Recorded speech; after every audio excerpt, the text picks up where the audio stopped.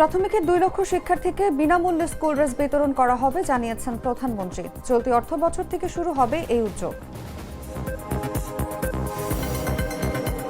সংরক্ষিত নারী আসনের তফসিল ঘোষণা, মনোনয়নপত্র জমা 21শে এপ্রিল, ভোট 12ই মে। আসন বণ্টন হবে সংসদে জয়ী দলের অনুপাতে। সোনার ভরি আবার 2.5 লাখ ছাড়ালো, 22 ক্যারেটে প্রতি ভরি 6,590 টাকা বেড়েছে।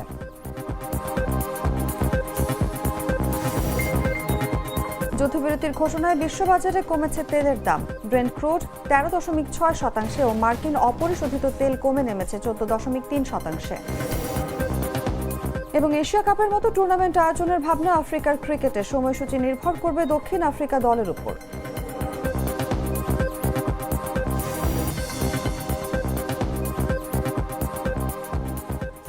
এতক্ষণ শুনছিলেন সংবাদ শিরোনাম। দর্শক, আমন্ত্রণ দুপুর 3টার সংবাদে। সঙ্গে আছি আমি অনুভা বিশ্বাস। Treat chocolate, treat moment, sweet moment. চলে যাচ্ছে বিস্তারিত খবরে। প্রাথমিক বিদ্যালয়ে 2 লক্ষ শিক্ষার্থীকে বিনামূল্যে স্কুল ড্রেস বিতরণ করা হবে বলে জানিয়েছেন প্রধানমন্ত্রী তারেক রহমান। বুধবার জাতীয় সংসদের প্রথম অধিবেশনে প্রশ্নোত্তর পর্বে সিরাজগঞ্জ 1 আসনের সংসদ সদস্য মোহাম্মদ সেলিম রেজার প্রশ্নের জবাবে একথা জানান প্রধানমন্ত্রী। জবাবে তারেক রহমান বলেন, বর্তমান গণতান্ত্রিক সরকার শিক্ষাকে জাতির শ্রেষ্ঠ বিনিয়োগ হিসেবে বিবেচনা করে এবং একটি গুণগত, জীবনমুখী ও অন্তর্ভুক্তিমূলক শিক্ষা ব্যবস্থা গড়ে তুলতে বদ্ধপরিকর। সরকার নির্বাচনী ইশতেহারে শিক্ষা খাতে বরাদ্দ পর্যায়ক্রমে জিডিপির 5% উন্নীত করার পরিকল্পনা ব্যক্ত করা হয়েছে। সে আলোকে শিক্ষা খাতে 43টি ক্ষেত্র চিহ্নিত করে স্বল্প, মধ্য ও দীর্ঘমেয়াদী পরিকল্পনা বাস্তবায়ন করা হচ্ছে। ইশতেহারে প্রাথমিক শিক্ষার মানোন্নয়নে বিশেষভাবে গুরুত্ব আরোপ করা হয়েছে। সেই লক্ষ্যে চলতি অর্থ বছরে সরকারি প্রাথমিক বিদ্যালয়ে 2 লক্ষ শিক্ষার্থীর মাঝে বিনামূল্যে স্কুল ড্রেস বিতরণ করা হবে। ত্রয়োদশ সংসদের সংরক্ষিত 50 নারী আসনে ভোটের তফসিল ঘোষণা করেছে নির্বাচন কমিশন। ঘোষিত তফসিল অনুযায়ী নির্বাচন কমিশন সচিবালয়ের রিটার্নিং কর্মকর্তার কাছে 21শে এপ্রিলের মধ্যে মনোনয়নপত্র জমা দেওয়া যাবে। বাছাই 22শে এপ্রিল ও 23শে এপ্রিল এবং প্রত্যাহারের শেষ সময় 29শে এপ্রিল এবং ভোট হবে 12ই মে। বুধবার আগারগাঁওয়ে নির্বাচন ভবনে ইসির জ্যেষ্ঠ সচিব আক্তার আহমেদ এই তফসিল ঘোষণা করেন। প্রতীক বরাদ্দ হবে 30 এপ্রিল আর ভোট গ্রহণ হবে 12ই মে। বিএনপি এবং তার জোট হচ্ছে 36টা। জামায়াতে ইসলাম এবং তার জোটের সাথে আছেন এনসিপি, বাংলাদেশ খেলাফত মজলিস এবং খেলাফত মজলিস, এনাদের 13টা। 6 জন স্বতন্ত্র প্রার্থী একজোট হয়ে ওনাদের জন্য একটা। আর ইসলামী আন্দোলন বাংলাদেশ এবং রুমিন ফারহানা ম্যাডাম এনারা বলেছেন যে ওনারা কোর্টে এককভাবেই থাকবেন, কোনো জোটে যাবেন না। সো 36, 13, 1 এই মিলিয়ে 50টার হিসাব। শেষ তারিখ হচ্ছে 21 এপ্রিল এবং এটা হচ্ছে নির্বাচন কমিশনের সচিবালয়ের ভবনে। মনোনয়নপত্র দাখিলের শেষ তারিখ হচ্ছে 21শে এপ্রিল, এটা মঙ্গলবার। রিটার্নিং অফিসার মনোনয়নপত্র বাছাইয়ের জন্য 22 এবং 23 তারিখ এটা আপনার সময় দিয়েছেন, আমাদের এখানেই এটা হবে। আপিল আবেদন 26 তারিখ, এটা রোববার। যদি কেউ আপিল করেন তাহলে এটা আপিল নিষ্পত্তি 27-28 এপ্রিল। আপনারা এটা কপিটা দিয়ে দেবো যাতে আপনাদের জন্য নিতে। প্রার্থিতা প্রত্যাহারের শেষ তারিখ হচ্ছে আপনার 29 এপ্রিল। প্রতীক বরাদ্দ হবে 30 এপ্রিল আর ভোট গ্রহণ হবে। দেশের বাজারে সোনার দাম বাড়ানো হয়েছে। সবচেয়ে ভালো মানের বা 22 ক্যারেটের প্রতি ভরি সোনার দাম বাড়ানো হয়েছে 6,590 টাকা। এতে 1 ভরি সোনার দাম দাঁড়িয়েছে 2,52,409 টাকা। স্থানীয় বাজারে তেজাবি সোনার দাম বাড়ার পরিপ্রেক্ষিতে এই দাম বাড়ানো হয়েছে। বুধবার থেকে নতুন দাম কার্যকর হয়েছে বলে জানিয়েছে বাংলাদেশ জুয়েলার্স অ্যাসোসিয়েশন। এখন সবচেয়ে ভালো মানের বা 22 ক্যারেটের প্রতি ভরি সোনার নতুন দাম নির্ধারণ করা হয়েছে 2,52,409 টাকা। 21 ক্যারেটের 1 ভরি সোনায় 6,299 টাকা বাড়িয়ে 2,40,920 টাকা নির্ধারণ করা হয়। এছাড়া 18 ক্যারেটের 1 ভরি সোনায় 5,365 টাকা বাড়িয়ে নতুন দাম 2,06,511 টাকা নির্ধারণ করা হয়েছে। আর সনাতন পদ্ধতির প্রতি ভরি সোনায় 4,374 টাকা বাড়িয়ে দাম নির্ধারণ করা হয়েছে 1,68,195 টাকা। এর আগে গত 6 এপ্রিল সকাল 10টা থেকে সবচেয়ে ভালো মানের বা 22 ক্যারেটের প্রতি ভরি সোনায় 2,158 টাকা কমিয়ে নতুন দাম নির্ধারণ করা হয় 2,45,819 টাকা। 21 ক্যারেটের 1 ভরি সোনায় 2,100 টাকা কমিয়ে 2,34,621 টাকা নির্ধারণ করা হয়।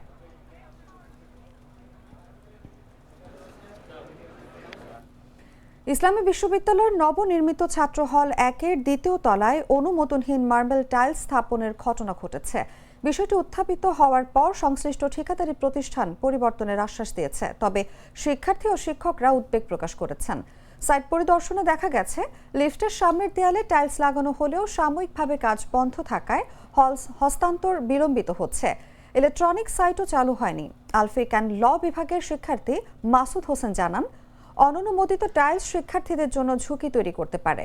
হল 1 ম্যানেজার মোহাম্মদ আব্দুস সামাদ বলেন, টাইলসের আংশিক অনুমোদন ছিল, প্রকৌশল অফিস পছন্দ না করায় পরিবর্তনের সিদ্ধান্ত নেওয়া হয়েছে। বিশ্ববিদ্যালয়ের ভারপ্রাপ্ত প্রধান প্রকৌশলী শরীফ উদ্দিন বলেন, টাইলস অনুমোদন ছাড়া স্থাপন করা হয়েছিল, আমরা সরানোর ব্যবস্থা করেছি। বিশ্ববিদ্যালয় কর্তৃপক্ষ জানায়, সাধারণ টাইলস মার্বেলের তুলনায় দীর্ঘস্থায়ী ও রক্ষণাবেক্ষণ সহজ। উপাচার্য অধ্যাপক ডক্টর নকিব মোহাম্মদ নসরুল্লাহ সমস্যার দ্রুত সমাধান নিশ্চিত করবেন। টাইলসের ব্যাপারে ওটা তো অনুমোদন ছিল না, আমরা টেস্ট স্বরূপ লাগাইছিলাম, লাগানোর পরে অফিস লাইক করি নাই, সেটা রিটার্ন দিয়েছি। আমাদের কর্তৃপক্ষ, মালিক কর্তৃপক্ষ রিটার্ন দিয়েছে। এটা পছন্দ হয় নাই, প্রকৌশলী অফিস পছন্দ করি নাই। তাই প্রথম পর্যায়ে আংশিক অনুমোদন ছিল, আংশিক অনুমোদন থাকার পরে লাগানোর পরে চয়েস হলো না চয়েস হওয়ার কারণে সেটা রিটার্ন চলে গেল। প্রাণ কফি ক্যান্ডি, কররা কফি, কঠিন স্বাদে। হাইকে বলো বাই। জানাবো আন্তর্জাতিক সংবাদ।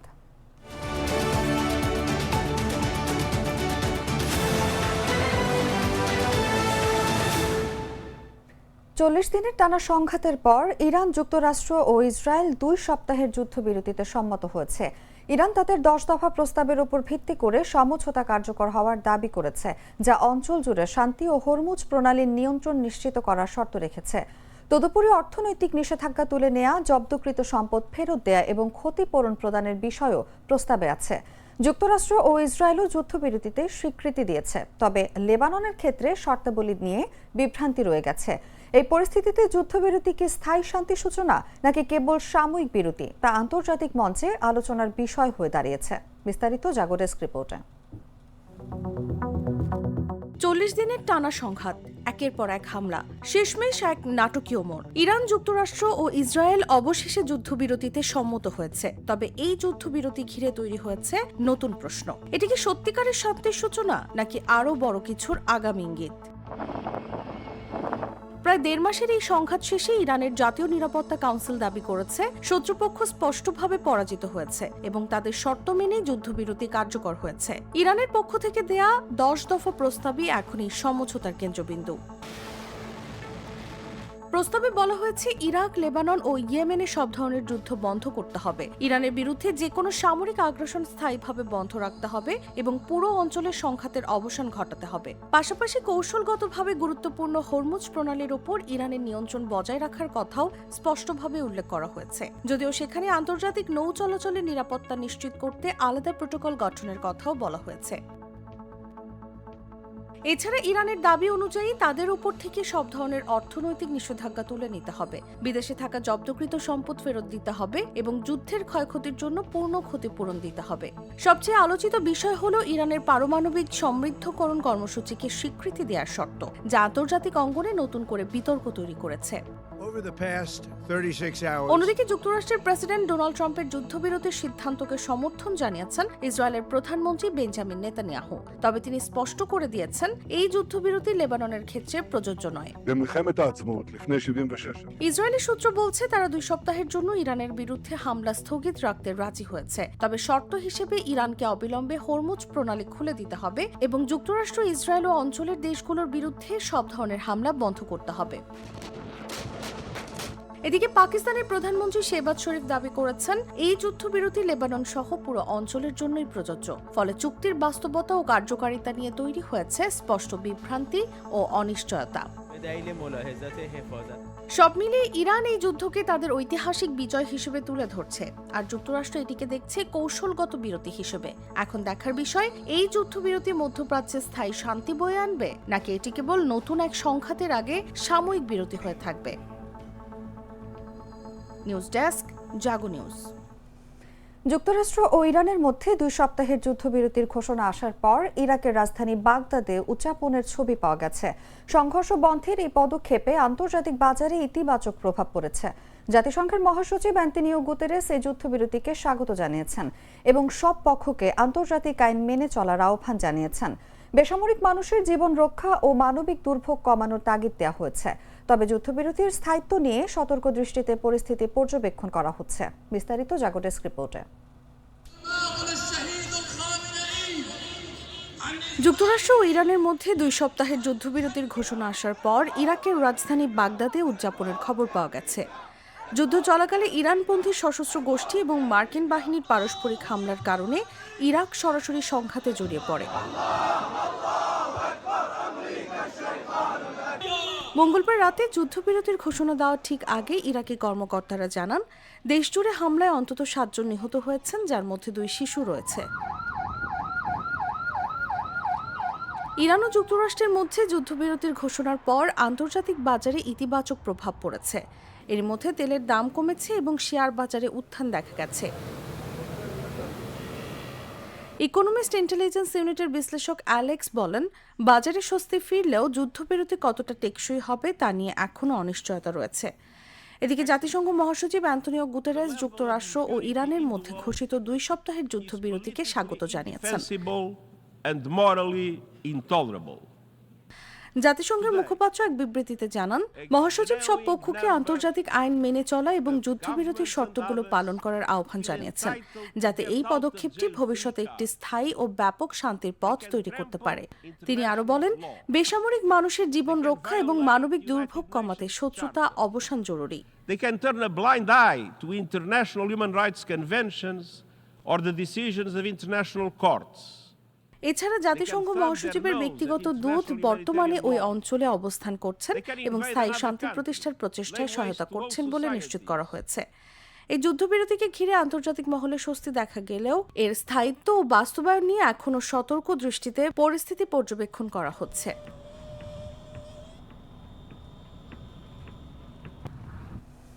রাতভর উত্তেজনার পর যুক্তরাষ্ট্র ও ইরান 2 সপ্তাহের যুদ্ধবিরতিতে সম্মত হয়েছে, যা প্রকাশের সঙ্গে সঙ্গেই বিশ্ববাজারে তেলের দাম হু হু করে কমতে শুরু করেছে।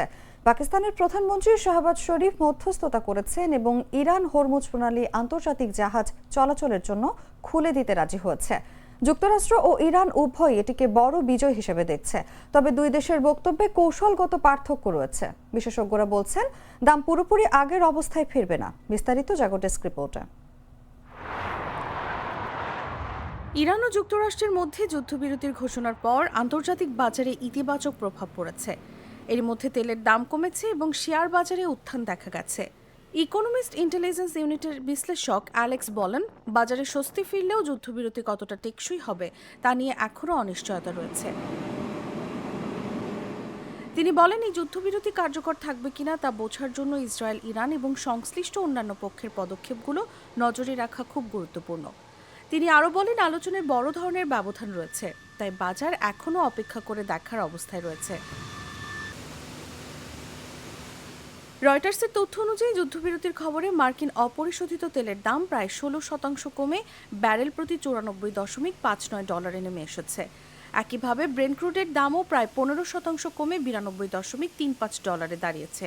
এদিকে এশিয়ার শেয়ার বাজারেও বড় উত্থান দেখা গেছে। নিক্কেই সূচক প্রায় 5% বেড়েছে। তবে বিশ্লেষকদের মতে তেলের দাম কমলেও তা এখনও ফেব্রুয়ারির শেষ দিকের তুলনায় অনেক বেশি অবস্থানে রয়েছে।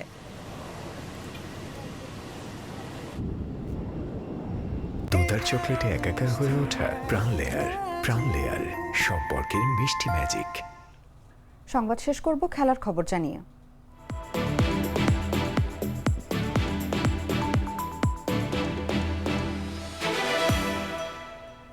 আফ্রিকা মহাদেশের ক্রিকেটের দেশগুলোকে নিয়ে এশিয়া কাপের আদলে টি-20 টুর্নামেন্ট আয়োজনের পরিকল্পনা করছে আফ্রিকা ক্রিকেট অ্যাসোসিয়েশন, যার লক্ষ্য বাণিজ্যিকভাবে লাভবান হওয়ার পাশাপাশি নিজেদের কার্যক্রমে অর্থায়ন করা। সংস্থাটি বর্তমানে বিভিন্ন প্রস্তাব পর্যালোচনা করছে, তবে 2027 সালের আগে এই টুর্নামেন্ট শুরুর সম্ভাবনা নেই। নতুন করে গঠিত এই সংস্থার নেতৃত্বে আছেন তাওয়েঙ্গা মুখুহলানি। টুর্নামেন্ট নিয়ে আলোচনায় এখন দুটি বিষয় বেশি গুরুত্ব পাচ্ছে: কবে আয়োজন করা হবে এবং অংশগ্রহণের যোগ্যতা কিভাবে নির্ধারণ করা হবে।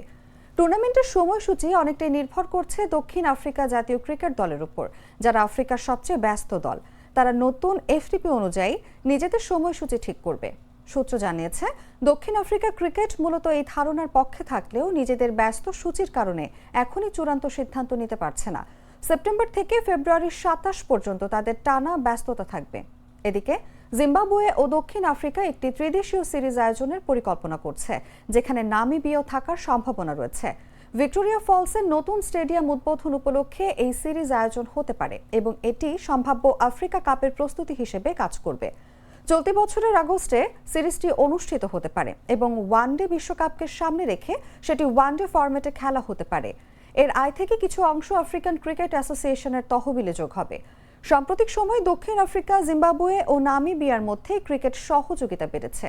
2025 সালে দক্ষিণ আফ্রিকা জিম্বাবুয়েতে টেস্ট সিরিজ খেলেছে এবং নামিবিয়াতেও ম্যাচ আয়োজন করেছে।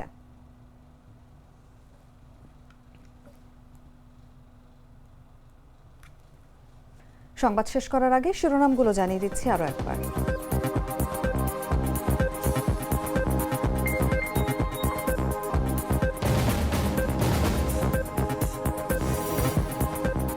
প্রাথমিকের 2 লক্ষ শিক্ষার্থীকে বিনামূল্যে স্কুল ড্রেস বিতরণ করা হবে জানিয়েছেন প্রধানমন্ত্রী। চলতি অর্থ বছর থেকে শুরু হবে এই উদ্যোগ। সংরক্ষিত নারী আসনের তফসিল ঘোষণা, মনোনয়নপত্র জমা 21 এপ্রিল, ভোট 12 মে। আসন বন্টন হবে সংসদে জয়ী দলের অনুপাতে। সোনার ভরি আবার 2.5 লাখ ছাড়ালো, 22 ক্যারেটে প্রতি ভরি 6,590 টাকা বেড়েছে।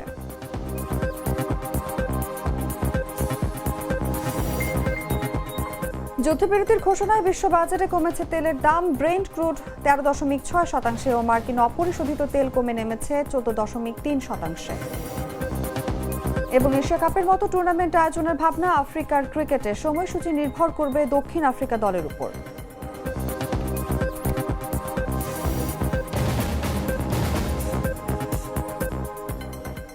দর্শক, এই ছিল এখনকার মতো। এরপর বিকেল 5টায় দেখবেন দেশজুড়ে সংবাদ। প্রতি মুহূর্তে সর্বশেষ খবর জানতে ভিজিট করুন jagonews24.com। ফলো করুন আমাদের ভেরিফাইড ফেসবুক পেজ এবং সাবস্ক্রাইব করুন জাগো নিউজের ইউটিউব চ্যানেল। ধন্যবাদ সবাইকে।